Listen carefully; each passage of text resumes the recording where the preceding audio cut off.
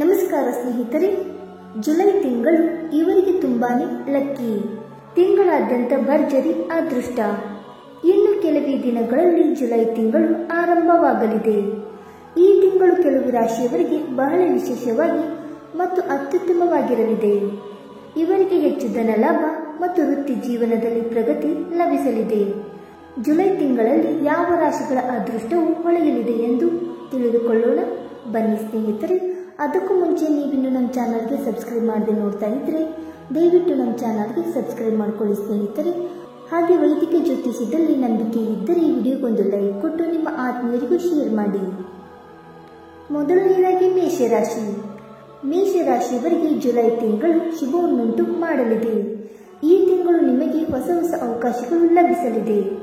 ನಿಮ್ಮ ಆದಾಯದ ಮೂಲಗಳು ಹೆಚ್ಚಾಗಲಿದೆ ಮತ್ತು ವೃತ್ತಿ ಜೀವನದಲ್ಲಿ ಸಾಕಷ್ಟು ಪ್ರಗತಿಯನ್ನು ಗಳಿಸುವಿರಿ. ಕೆಲಸ ಮಾಡುತ್ತಿರುವ ಮೇಷರಾಶಿಯವರ ಸಂಬಳ ಹೆಚ್ಚಾಗುವುದು ಮತ್ತು ಕೆಲಸದ ಸ್ಥಳದಲ್ಲಿ ನೀವು ಉನ್ನತ ಸ್ಥಾನ ಗಳಿಸುವಿರಿ.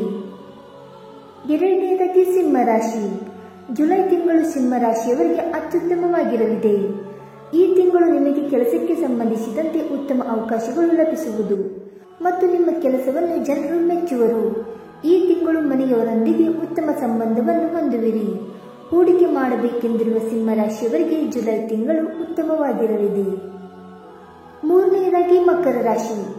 ಮಕರ ರಾಶಿಯವರಿಗೆ ಜುಲೈ ತಿಂಗಳಲ್ಲಿ ಶುಭ ಫಲಗಳ ಪ್ರಾಪ್ತಿಯಾಗುವುದು.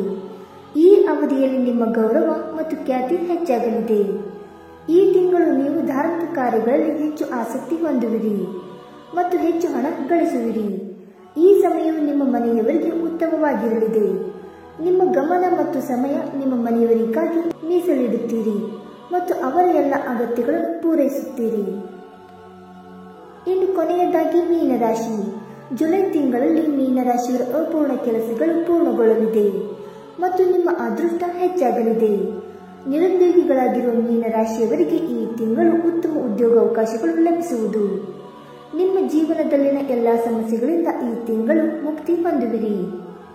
ಸ್ನೇಹಿತರೆ, ಮೇಲೆ ಹೇಳಿರುವ ರಾಶಿಗಳಲ್ಲಿ ನಿಮ್ಮ ರಾಶಿಯು ಒಂದಾಗಿದ್ದರೆ ಜುಲೈ ತಿಂಗಳಿನಲ್ಲಿ ನಿಮ್ಮ ಅದೃಷ್ಟ ಕುಲಾಯಿಸಲಿದೆ. ನೀವು ಎಲ್ಲ ಕ್ಷೇತ್ರದಲ್ಲಿಯೂ ಯಶಸ್ಸು, ಹಣ, ಸಂಪತ್ತು ಗಳಿಸುವಿರಿ.